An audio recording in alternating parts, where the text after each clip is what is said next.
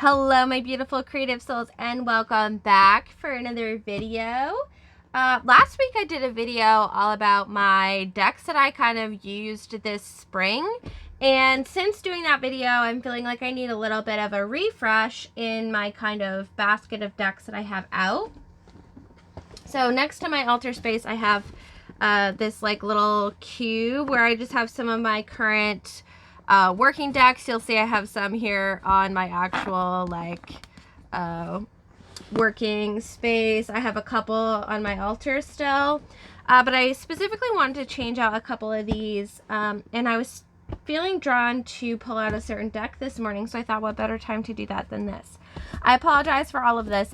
I burned incense and I have to clean it, but I'm trying to be better about like taking some time off on my day off. And it's Sunday, and I usually spend my weekends just doing like household chores and prepping for the work week. So this is my little me time, and I wanted to share it with you. All right, so the deck that I was inspired to pull out this morning was the Edgar Allan Poe Tarot, and I have not worked with this a ton. I purchased this around Halloween last year, and I used it for daily draws for about a month or two. And I never really like connected with it, and then I kind of put it away, but I definitely want to revisit that, and that's feeling like a good time to do that. I'm going to go ahead and put my Dark Wood Tarot back. Beautiful Creatures Tarot. I'm going to put that in the cabinet. Let's see. I definitely want to keep this Squid Cake Marseille out. Rose Oracle. I'm on the fence about at the moment. I'm feeling like these two can stay as well. So I'm going to set this aside. And kind of the inspiration for this video. Now, I don't work with decks like quote unquote seasonally. Like, I work with all of my decks all of the time. I take a very intuitive approach. If I sit down and I feel called to a certain deck, I will just pull it out and use it immediately without like, you know, hesitation. I'll pull decks in and out of my basket as I see fit. I don't have any like rules around that. I've been in kind of a space where I feel like buying all the decks, and I don't want to get a bunch of decks and then not use them. I'm someone who very much likes to utilize all the decks I have in my collection, and if I'm not using them, then I'm just kind of pulling out decks as we're talking that are calling to me. If I'm not using them, then I like to kind of pass them along. And to kind of negate, I should say, the new deck itch, because I've kind of already purchased my decks that I'm going to for the season, I thought I could shop my own stash. And one of the fun things about shopping your own stash is, one, you get to revisit old favorites. So this is definitely a favorite of mine. This is like a rainbow. It's just a traditional Rider-Waite-Smith deck. Like, there's nothing fancy about it, but it's all black and like rainbow coloring. I don't know if that's too glary for you. Hopefully not.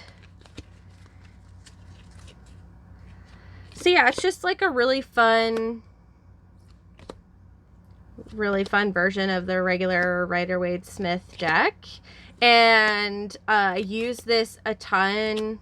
I dip, you know, in and out of it, but it's been quite a while since I've used it. And we're having a bit of a heat wave today, so I think that's why this one's like calling to be taken out, because of all these like crazy bright colors. So I'm going to pull this one back out, and maybe we'll play with some of the decks or like do a mini reading or something at the end. These two decks, let's see what else. These decks, I'm kind of separating these because I'm going to talk about decks I haven't like bonded with yet, but this is another like tried and true favorite that's really calling to me at the moment. Funny, I take it out and it has the summer card on top.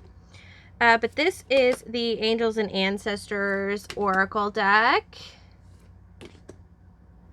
I love the imagery in this one. It has like archetypes and seasons and spirit animals. And I don't know, I just find it to be one of those decks that's very comforting. I often, if I'm like gonna go somewhere, I will take this as my oracle deck just because it has such comforting messages to it and so many like guardian type archetypes. I feel like when you really need that extra support, this is a good one, but it also can be a great deck to like nudge you in the right direction. So yeah, that is the Angels and Ancestors Oracle. And if you ever see me show you like a deck that you want to like a full review of or a full walkthrough of, please let me know. I'm more than happy to do that.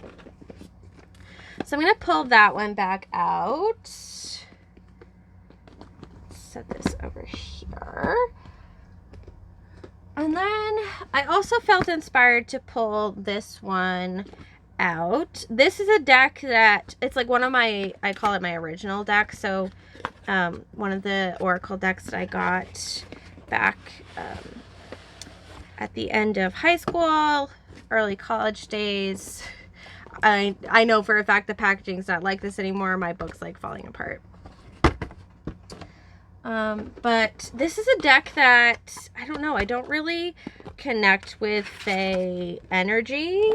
And a lot of these cards hold like memories of specific times for me. So I don't pull it out very often, but I do like it enough to not get rid of it. I suppose I should be showing you some of the images here, but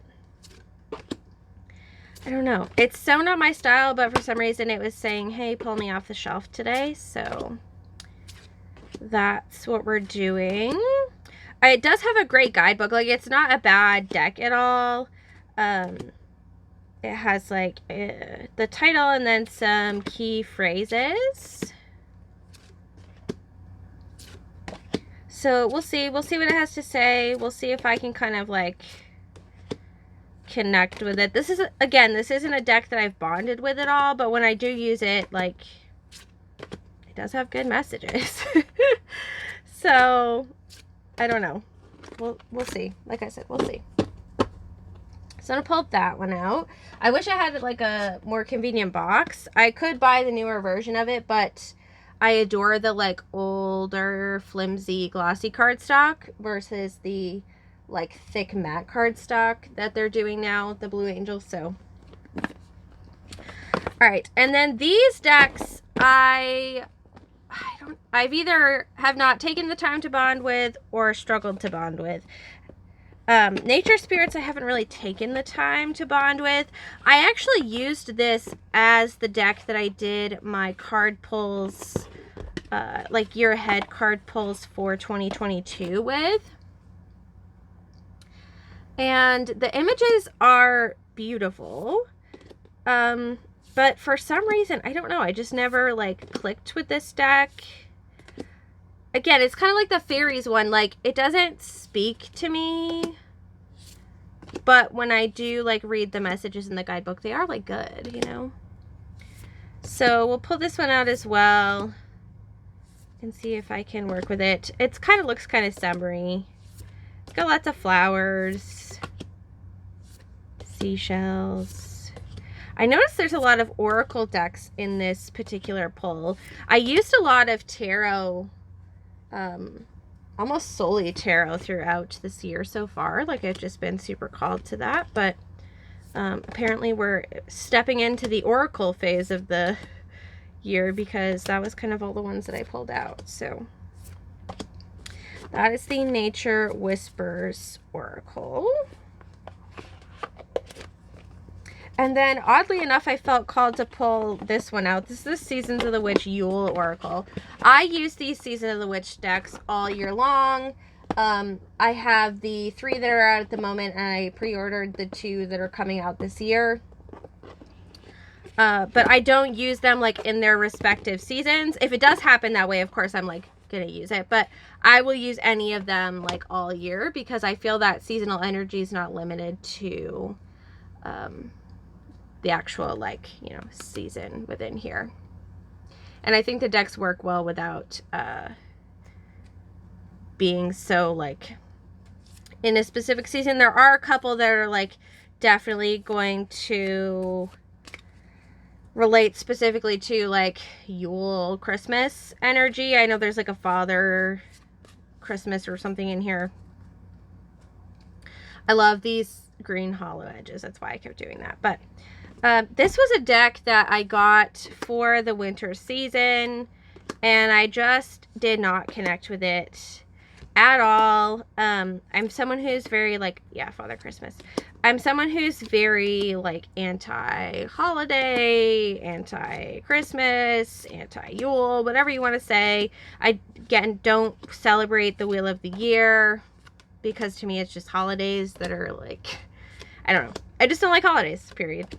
So I had a very hard time connecting with this because I kept pulling cards that were very like celebration specific. Like there's one here with like peonies in it, ornaments I was getting. I got the Father Christmas one a lot, so I wasn't into it. But there are a lot of cards in here that are like just generic, like gratitude. And I want to reconnect with this, like Cold Moon, Light. So I'm looking forward to seeing what it is that this deck has to say to me during this particular time of my life, especially since it's funny that we're having a heat wave and I'm like feeling called to pull out the Yule Oracle, which is all like snow covered. But yeah, we'll see. The guidebooks in these are super interesting. I might even see what they have for tarot spread, star tarot spread. Obstacles, limiting beliefs, overcoming obstacles, keeping vibration high. That might be a fun one to do. Evergreen wreath.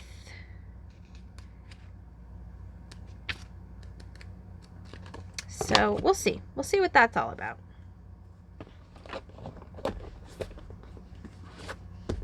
And then the last deck is the deck that like sparked this whole idea, this whole video, the Edgar Allan Poe Tarot. I have a love-hate, well, love-dislike relationship with this deck. I feel like there aren't very many neutral cards in this deck for me. I either love them or don't like them at all. Like this one, I have put this back in order just because I wanted to be able to go through it like I had just bought it, to reconnect with it in that way.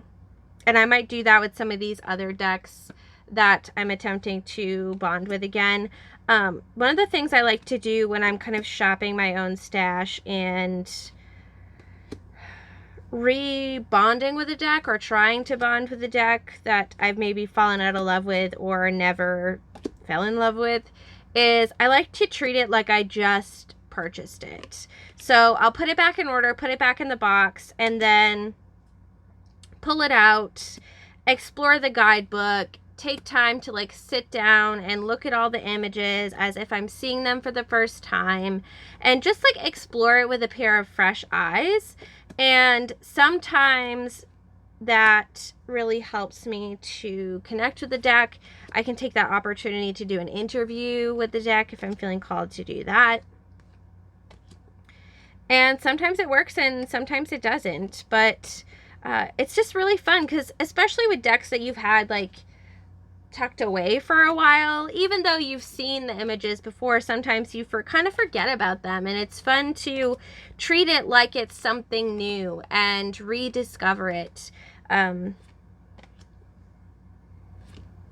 Especially as someone who's pretty limited on space as we kind of live in our little tiny camper house here. So yeah, it's just and because I like to make sure that I'm utilizing my full collection and that everything I have is getting some sort of use out of it. I feel like I'm the type of person who doesn't want it to get so large that like I have a bunch of decks that I like don't really use or don't know. So yeah, that's the Edgar Allan Poe Tarot, which I'm excited to kind of reconnect with. All right, let's see if we can fit these all back in the box. I don't know if I'll keep using all of these. Like, it's possible that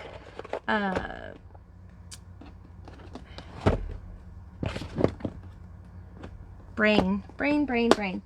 It's possible that I'll put all these in there and then like use one once and it'll go back in the shelf, but we won't know until we try here.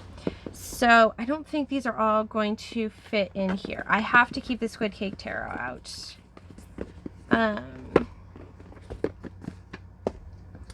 Here's the Seasons of the Witch. This can kind of just stay out floating around. Doesn't need to be in the basket.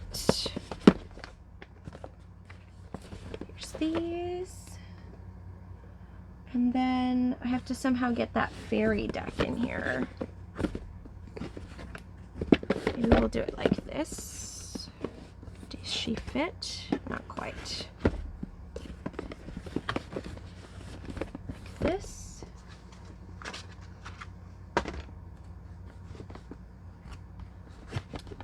I don't really like that it's like loose floating around, but I'm not quite sure what else to do with it. I'm not really a bag person, plus the book wouldn't fit in the bag anyway, so we'll see. It looks like I have room for like one more deck to kind of squeeze in here maybe. But I don't want it to get too overcrowded. So these will just go back in my little shelf for now, although I'm sure if, you know, I'll pull them back out if I'm feeling called to work with them. Let's put this box away. So that's kind of my little switch over. I know it was a really short video and we didn't really talk about much, but I just wanted to share with you like the inspiration for shopping your own collection, maybe pulling out some decks that you haven't bonded with in a while. Oh, feels so good. My thumbs are so sore right now from, I did a bunch of gardening yesterday. I don't know why that made my thumbs sore, but they're just like really having a moment today. So shuffling like this hurts a little because my hands are so small, but this feels so nice. So since this is such a short video,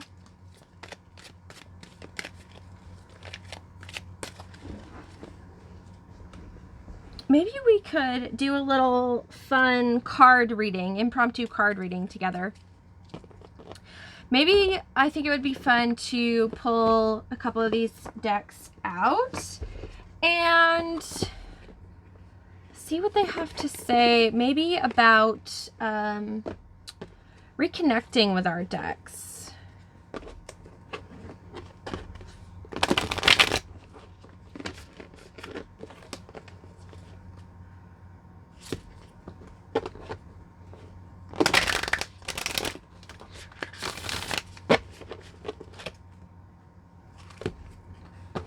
Just gonna shuffle this.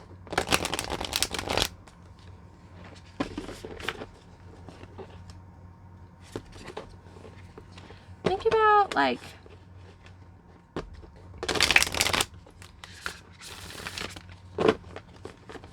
what do the decks that we as a collective haven't bonded with want us to know? Like, what is the message they have for us?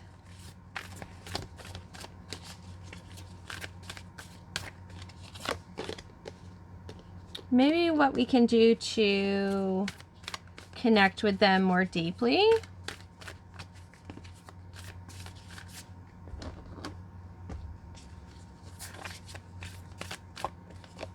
And what else did they need us to know?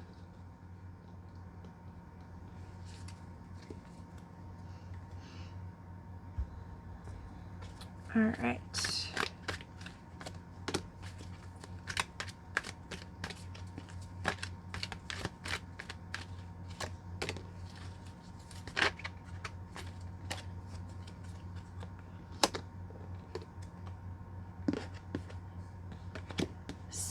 So,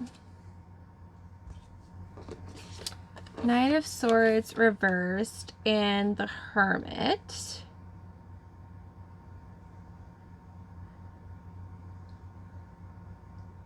So our decks that are kind of, we haven't really bonded with yet, want us to know that we don't always have to be going head first, making rash decisions, that we don't always have to be like rushing in and making everything try to fit right away. We can put them aside and let them kind of marinate and let ourselves rest and recharge and come back to it when we're kind of ready and in this state of peace and ready to connect with it.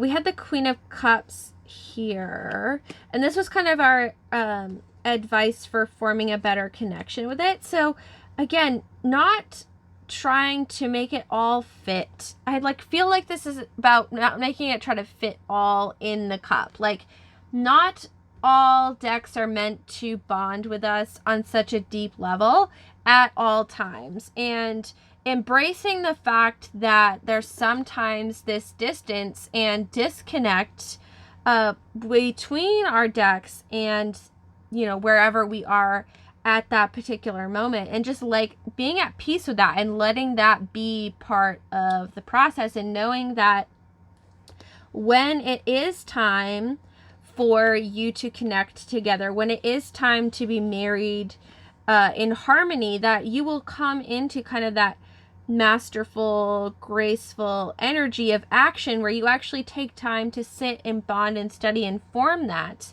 And I feel like this is really saying that if you have some decks that you haven't bonded with and you're feeling kind of uneasy about it or guilty about it, or kind of down on yourself for either, you know, not clicking with something, or maybe you feel that the amount of decks that you haven't bonded with yet or haven't taken the time to get to know yet is a negative thing, that the deck found you for a reason, right? This Two of Cups, like the deck found you for a reason. And when you feel called to work with it, it's going to be a graceful, masterful thing. Like the decks have things to teach you, but you have to be in this place of receptivity and harmony with that in order to gain the insight. And they're okay with like waiting and allowing that moment to unfold, and to really make peace with the fact that they're here for a reason and for a time, and the time may not be right now. And that doesn't mean that you have to be upset with yourself or like cast them aside. It's just kind of, they're in the waiting room. Like, that's all. They're in the waiting room. Yeah, see, we have the Page of Cups here. Just like coming at it from a curious and playful nature, and being gentle with yourself in terms of, you know, the emotions that you have behind that, and being assured in your decision that you followed your intuition to obtain that deck for a reason. And as long as you were in balance when you purchased it and you were ready to, right? We make purchases for all kinds of different reasons, but if you were in a balanced state when you purchased it, it's not bad. However, if you purchased it just for fear of missing out, then you may not quite connect. You may not get that deep connection that you're searching for. And in that case, it's okay to move it on. It's okay to let that deck go in a new direction. I think this is so beautiful. Be open to healing information. I think this is such a beautiful reading, because I think as someone who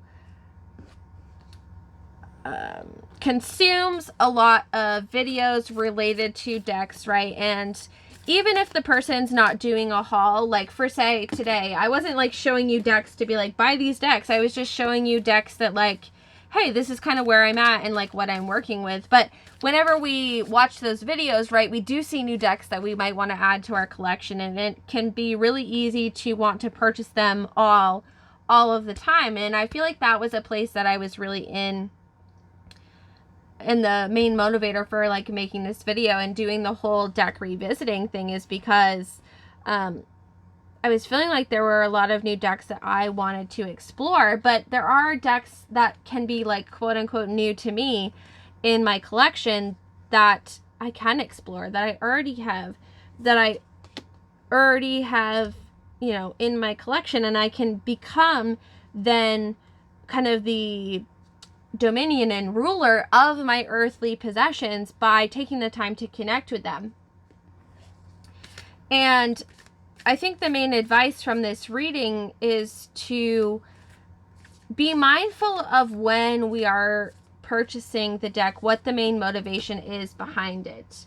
For instance, when I purchased this Squid Cake Marseille Tarot, I purchased this very impulsively. Like,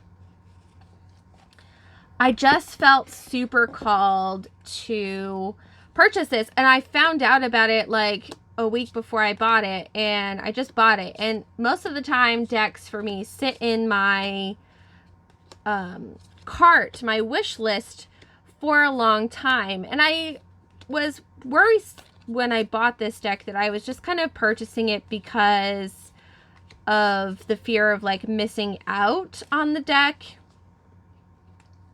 or like excitement because everybody else was kind of getting it because it was kind of new on the market. But it just, something about it just felt right, and I trusted that, and I have bonded with this deck immediately, and it was a beautiful experience. And then there are other decks where like this one. I had this one in my wish list for like literally years, like years and years and years. And then I finally bought it, and again, I connected with it instantly. However, I'm trying to find a deck that I like bought that just because everybody else was getting it that I didn't like bond with. I know I have some, but I literally can't think of any off the top of my head. I don't know why. Oh, I know why. I put them all in my D stash. That's why. I still have some decks that I am rehoming. So if you want to check that out, I'll leave a link below to the video, and some of those are still, bundles are still available, but I don't know why I'm just shuffling. It feels right. I'm sure many of you can relate, but when we purchase a deck because everybody else is getting it and we feel like we're going to miss out on it, oftentimes we don't have that bonding with the deck. Whereas, like I said, the Beautiful Creatures Tarot, you know, even though it was in my wish list for a while, once I finally got called to like purchase it and work with it, I bonded with it instantly. And I may have purchased that deck, you know, years ago, and it might have sat in my collection, but at a certain point, it was time for me to then use the deck. And I feel like we can use that kind of gauge to be more mindful of our purchases and cultivate a more enriched and meaningful collection. Oh, here we go. Here's the example I was trying to think of. A couple of years ago, I hit one of those giant hay house sales, and I went hog wild. I purchased like 6 decks. And there are several in that haul that I never really connected with. For instance, you heard me talk about this in my 21 tarot questions video, the Muse Tarot. This was one of the decks that I purchased in there. Everybody kept telling me I would love this deck because of the artwork, and they aren't incorrect. Like, I love the artwork in this deck, but we just don't jive together. We don't work together. I do keep her because she does great for client readings, but we don't click. We're not meant to work together. And if it wasn't for the fact that I use these in client readings, this would have been one of those missed decks that I purchased not motivated by my intuition to work with it, but because of some other factor. And that resulted in me getting a deck that I didn't connect with. So I know this is like really long and rambly, and I'm just kind of like talking with you my thoughts and along with this kind of card pull here, but I really felt like that was a message that wanted to come through, and a fun little way to end this video with you guys. So if you feel like you're disconnected from some of your decks, think back to when you purchased it. Did you feel like this was going to be a super aligned deck for you? And if it did, then maybe your time with the deck to bond with it, the moment that you quote unquote need it, just hasn't come yet. But if you purchased the deck because, you know, it was on sale, or because you saw everybody else working with it and you thought it would be good for you, and then you just never bonded with the deck, it may be time to just like let it go and pass that one on. And be more mindful of that as you purchase things in the future, and to make sure that you're not being hard on yourself if you do have those decks that you didn't connect with, but you still feel called to keep them. It's usually for a reason, and it's okay to have decks in kind of a rest state, in a hermit state, in a waiting state, because we can't be using all the things all the time, says the lady who just told you that she uses all of the decks all of the time. But anyway, that's my little soapbox session for today. Thank you so much for hanging out with me today and enjoying my little kind of me time off with myself. I hope you have a fantastic rest of your day, and I will see you guys again soon. Take care, guys.